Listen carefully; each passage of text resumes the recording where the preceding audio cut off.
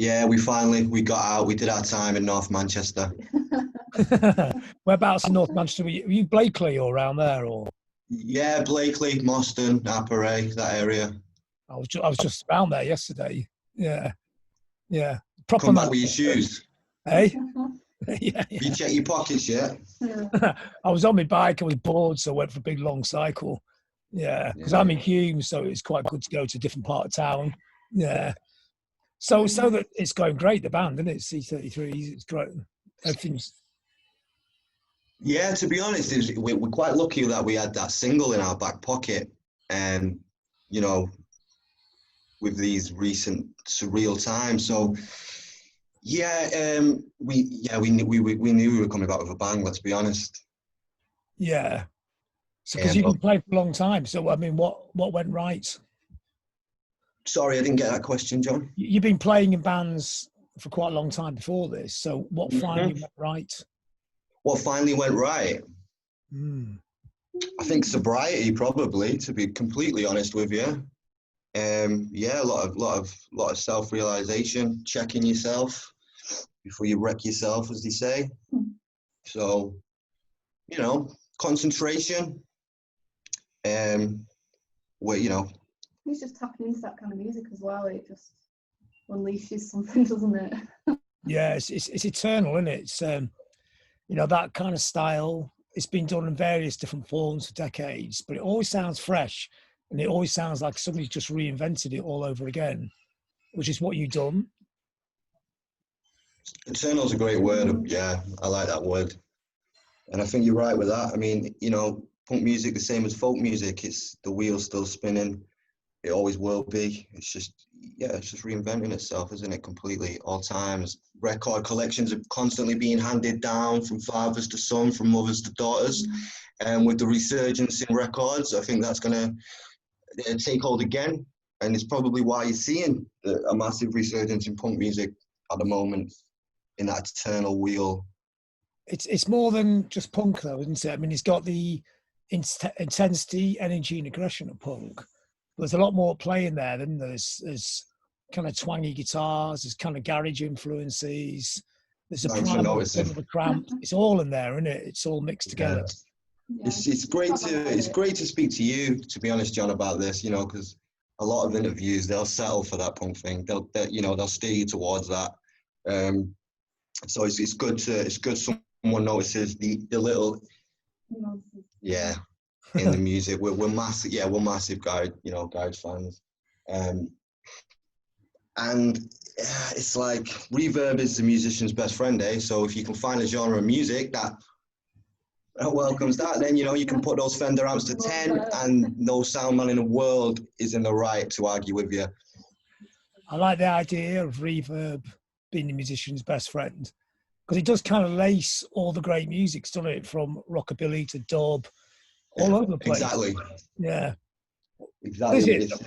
What is it? Dub thing at the moment is the dub thing as well, with all the slapback, the delays. I mean, like the stuff we're playing. I mean, recently, it's been a lot on the production side. The dub stuff we're listening to at the moment. I mean, yeah, delay, slapback, reverb. There's more of that going on in dub than there is in fucking punk at the moment. Do you think the difference between a band that's just playing straight rock and roll and doing something really interesting is this? What you talk about here, hinting at here, is the idea of even using the studio as your musical instrument, not just going in there banging the songs down, great energy, but making something twisted, different with the reverbs. Talk about dub. It's interesting. There's much more going on here than a straight garage rock and roll band. Well, I mean, for sure. To be honest, my favorite songwriters are not necessarily, garage, bands or even punk bands. Like I think, I'm all for that. If it can't be stripped back to an acoustic song, then it probably isn't a good song, which is subjective, I suppose. But my favorite songwriters are Grant Parsons, Bob Dylan, Townes Van Zandt, all those guys, Paul Westerberg from The Replacements. I believe in strong songs. If the song is strong, you can go into the studio. I mean, you're open to try many different things there. The first EP we did it completely live, to be honest. 48 Hours at Neon Palms was just, let's leave all the doors open in this kind of warehouse recorded. So that was all kind of natural reverbs. There's always a space echo going on with the C33S. That's our secret weapon. But with the newest singles, we've been down in Magic Garden with Gavin Monahan, obviously, and he has a lot of toys. So it was good to have that approach again. But without a strong song and a big room, then I don't really think it's possible for us to. You can hear. It's easy to bang a lot of reverb and slap back on a song post-production. We like a bit of 50-50. We go in there with what we got, and then just sprinkle that bit of sonic LSD all over it, I suppose. Yeah. And North Manchester's interesting, I think. Is definitely a different.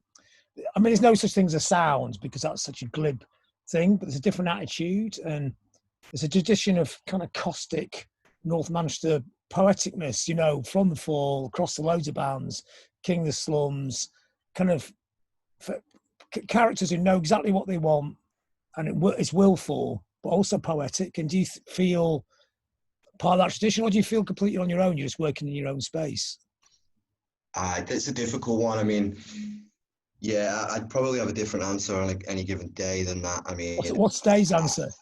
Well, today, are you asking me if I feel like a poet? I mean, I'll take that. And if you asking me if I feel like a lone wolf poet that doesn't trust anyone from I'm only joking. No, it's great. I mean, there's unheard of poets around there. There's a guy called Joshua Ben Joseph. His actual poetry, it's incredible. There's always going to be that. Les Dawson, Anthony Burgess is from Harper. I mean, if you're asking me if I want to stand side by side with them, I'd rather that than an indie band. Mm.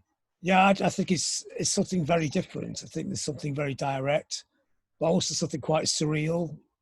You've got to find the right harshness, haven't you? You've got to find the right harshness to point towards it. I mean, it's difficult being a Manchester band. I think growing up, I mean, it's got its pros, but I think a big part of a band is that need, that one desire to escape and to get out and to be up against where you're from. And it's hard to portray that as a Manchester band with the Manchester audience without sounding like you have no respect for the city. But 50% of this place is beautiful, and we can't lie that 50% of it is some of the most terrifying situations I've been in my life have been in Manchester, and some of the greatest. And I think that's what makes it. And I don't think you should be ashamed of not liking where you're from and wanting to get out. And I think that's kind of what a lot of Manchester bands lack at the moment is that strive to get out. I've never lost it, And like I said to you, I've done my time. I had 2 attempted carjackings in like the space of a month, so I got the fuck out of there and moved to Cheshire. I mean, when you grew up in Harper Hay, a word from Morrissey about Manchester than me at the moment. Yeah, maybe don't read his interviews. Yeah, not anymore. Right? But he's more South Manchester anyway, and he's from round here, Hume. Yeah. Yeah, I'd fucking see him coming. So when you grow up in Harper Hay, do you get a sense of being outside the city? You kind of look down the hill, the city's massively over there somewhere. I mean, not just geographically and architecturally, but also artistically as well. Completely.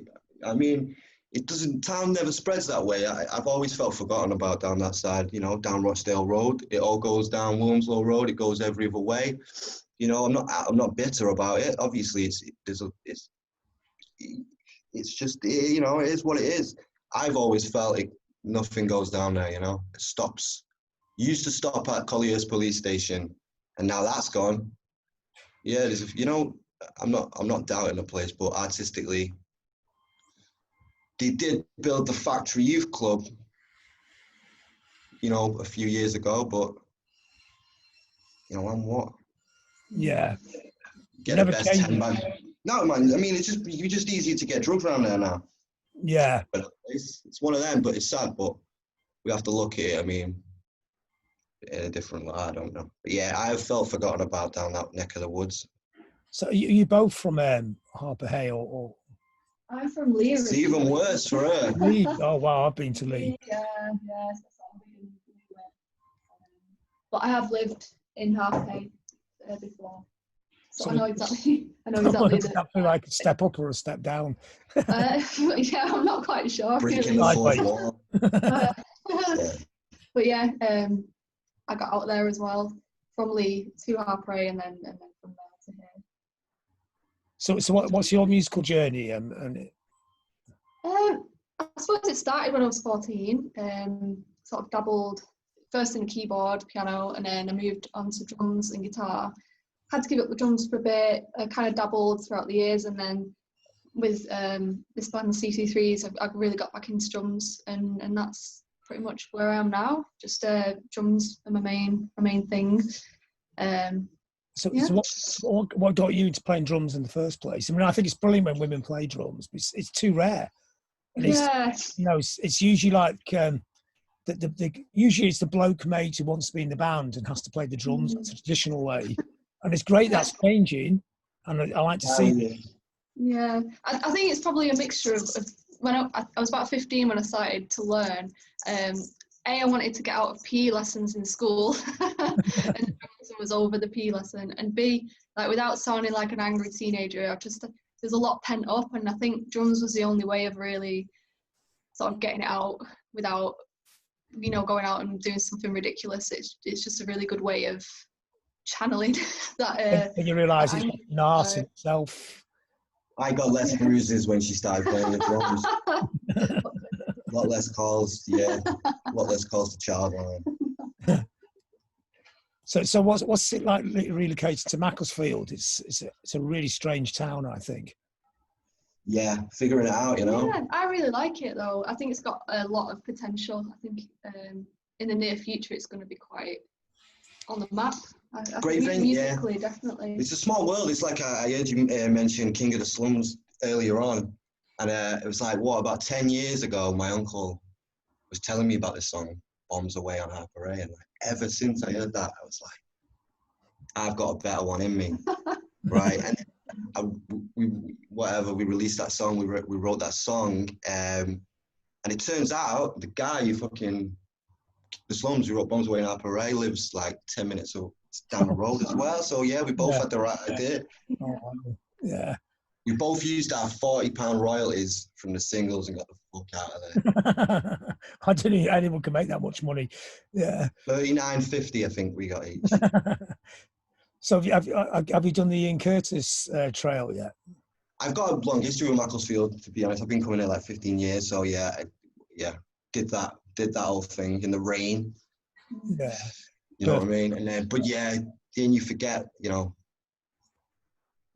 great, isn't it? Yeah, it's like, it's cool to do that, and then you can have your bad days. It's kind of just a 23-year-old who committed suicide at the end of the day. It's very sad, so you got to be careful when you do that, especially when you live around here. I mean, we walk past Barton Street all the time. It's not I don't really see it as some fucking, sad. Yeah. Yeah, it's just a functional place where he lived and happened to die in it. But the stuff he did in that little gap of time, he made some great stuff in the space. Absolutely. Yeah. I mean, he lived up your way as well. He lived in Moston for a bit, didn't he? Yeah, he did, apparently so. I mean, the grave, obviously people, the memorial plaque, people weren't able to kind of visit it over lockdown. So we did go down for a few weeks and try and put a few flowers on there. Keep it colourful, do you know what I mean? Yeah. People couldn't be, they couldn't get trains. A lot of German people loved that spot. It's and the Germans come over and keep it clean, so we did them a favour, and we did a raid of flowers this time.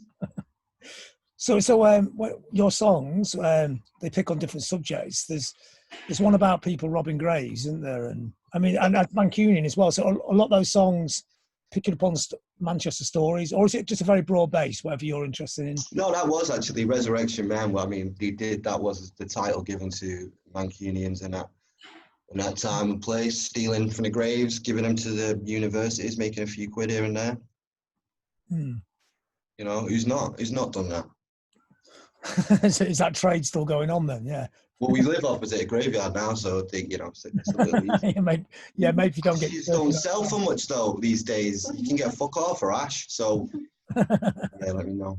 I mean, so is it like stories like that that you put into song, or do you write about whatever's catching your attention at that time? Is it variable? Yeah, completely variable on it. Yeah, I can't pinpoint anything. I mean, Resurrection Man it's not very obviously the most impersonal song I've probably written is Manic Depression. I think that speaks for itself. Big Winner. Yeah. It all boils down to probably alcoholism, the fear of death, and mental illness, like most good songs. Yeah. But I'm interested, you know, this Manchester thing, it does interest me. There's a lot of untold history here, and people, you know, they don't focus on it enough. Like, I'm into, well, you know, the new song is about Albert Pierpoint, the two guys he used to drink at his bar, Tish and Tosh, what he called, he had to hang one of them, that kind of stuff. Help the poor struggler. I mean, you know, the name of his pub is, yeah, people aren't tapped in. Yeah, in the sometimes I think Manchester's in such a rush to go forward. To get Oasis back together, you know what I mean? Oh, yeah. Well, yeah, music and like the musical year is fucking determined by every festival, like is determined by whether they're going to get back together or what fucking kid of Dave Grohl's is playing that year. I mean, do you feel really, do you feel that way to Manchester history on you, or do you completely operate in a different space? I mean, I think it's great that Manchester's got an international music reputation, but it must be shit for a band coming through because that reputation can lie in you like a dead weight. Or does that not matter at all? It's not seemed to matter with us. I mean, you get interviews where, like I said, that they want that, you know, they want that thing. They want you to be that Manchester band. They want you to talk about all the great fucking indie guitar bands in the scene. And yeah, we've always toured, Judy and myself, you know, whatever. We've lived in Germany and stuff. We've got close friends over in France who run record labels. So I can't lie, you know, I'm not immersed in the scene and I never have been. So, you know, it's difficult for me to lie about this. Yeah, I operate in my own headspace, my own romantic idea of Manchester for sure. The same way everybody does. Do you still have the grotesqueness is beautiful. Yeah, it is a city of extremes, and there's a lot of darkness and light in the city, isn't there? Exactly. So do you still work? Do you still have pretty tough day jobs? Were you working in mental health or with autism and things like that? Or what was it? Yeah, it's residential care with sort of young adults. Me personally, working with the young adults with severe epilepsy, autism, learning difficulties. So yeah, it's pretty full on. I was doing the same, but ironically had to step aside due to my own mental health. So that's quite intense doing that and playing in a band. I'd imagine it's one and the same. Yeah, there was times where like I think there was one time where we'd driven quite a way away for a gig. We'd come back and then I was on a double shift the next day, which is 14 and a half hours, and I'm the driver too, so by the time you get home and you're up at what, half 6 o'clock, it's like, oh man. But because it's such like a responsible job, you've got to be like completely on it. You got to be like, how was the gig last night? I just don't talk. Still in that slapback, still going. Yeah, but it's good though. It's very rewarding. Does that feed into the band as well, the intensity of that or the experience of that? I don't think so. No, to be honest, I find them very separate things. Like that's just something that I do, you know, to get by. And although it is a really, really, you know, rewarding job, the band will always be like my main focus for sure. So what's the plans now with the bands? The single's out, it's got a great reaction. So it feels like this thing's starting to happen, isn't it? Yeah. I think we knew with this one, it felt a little different. So, you know, straight out of lockdown, like I said, back pocket. I just want to do an EP now. I don't know about you.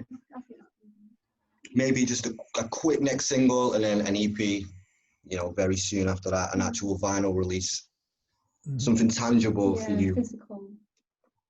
I mean, have you got any plans to play? I know this is a really weird time, isn't it? But just waiting and I waiting? mean, we've still got a headline gig booked for October, but I'm not, I'm not getting myself involved. Yeah. We're creatively sound at the moment. We're all quite mentally strong as a band and willing, and we're surrounded by studios. We're surrounded by ways to do that. So I think we're gonna just completely focus on that. Just getting the songs right. Yeah. Because with keeping up to date with all that, when and where and can we, it takes its toll anyway, just personally on your day-to-day fucking life. So if there's one thing I can try and keep out of this creative space, it's that, and we've managed so far. So I'm not letting it in, you know what I mean? I'm not letting anyone from that fucking team determine when I can do anything musically. So I'd rather just fucking jump ship completely. Cool. That's all the stuff I'm going to need there. Oh, is this I thought this was just a chat before the No. before the interview. All interviews, all best interviews are chats, aren't they? Yeah. You have like question 4. Right.